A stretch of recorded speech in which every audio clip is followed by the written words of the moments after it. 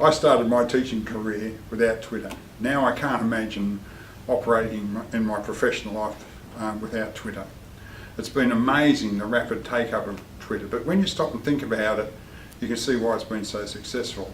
You know, the explosion of social networking tools has been extraordinary over the last decade, and it's interesting just to see the morphing of those technologies and how they're getting more precise and more focused.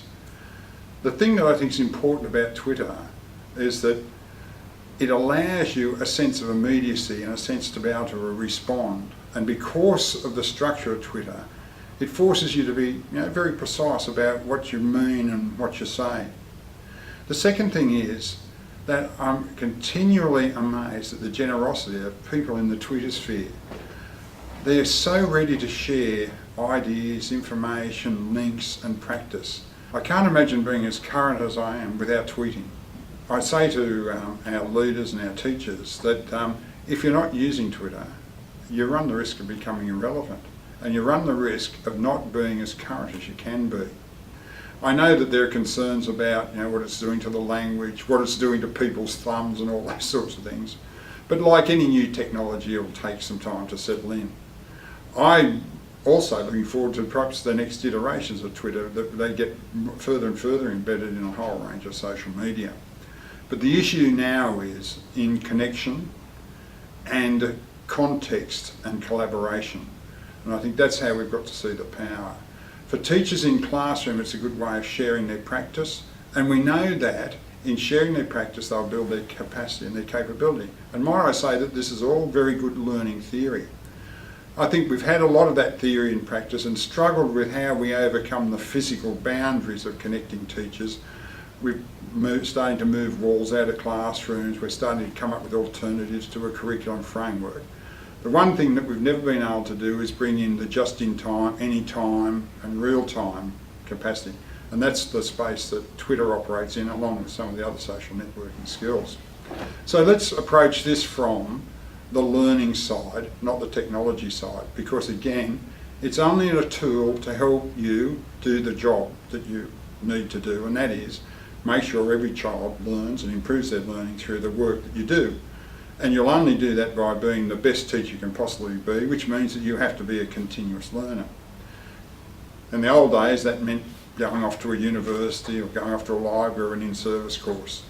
These days, it means connecting, asking the questions, going to the groups that are out there, your trusted groups, and that will develop new and more robust networks. And it gives you the immediacy that you need to allow it to respond, so that we can make sure that the learning experience is just in time and real time and is deep and very practical. So this is not a matter of somehow giving you a watered down understanding of the learning and teaching issues. One of the things that I think that the Twitter sphere is good about is this self-regulation. I'm not interested in sharing where I had for lunch or where I'm going tomorrow night, etc., etc. Those that do that fall into different categories.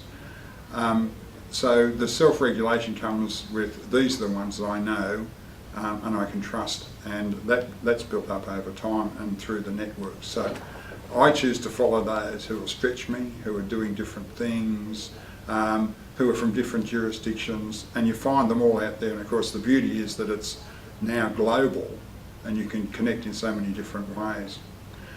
The issue of using Twitter at conferences and in the classroom, I think, have to be addressed. I actually like it. I understand why people don't. There are some people who think that you can't multitask. I actually think you can multitask. Depending on your views on that's where you probably land in your views on this. But I've certainly attended conferences and been in conferences where tweeting is taking place. And of course what happens is you immediately move beyond the walls and you bring in people globally and you enrich the dialogue and conversation. I actually particularly like it when those tweet feeds are fed up to a screen and you can see them immediately gives you somewhere else to go to, and you can get the breadth and you get depth while you've got the presentation going on.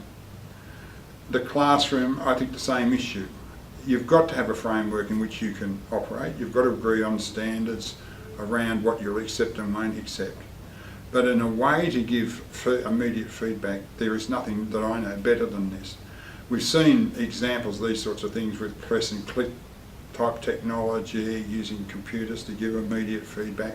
If you can imagine a classroom that's got a hashtag related to the lesson, the materials appearing up, you're getting immediate feedback on what the kids are seeing, what they're learning, and it allows you to taper and then temper and readjust the learning experience.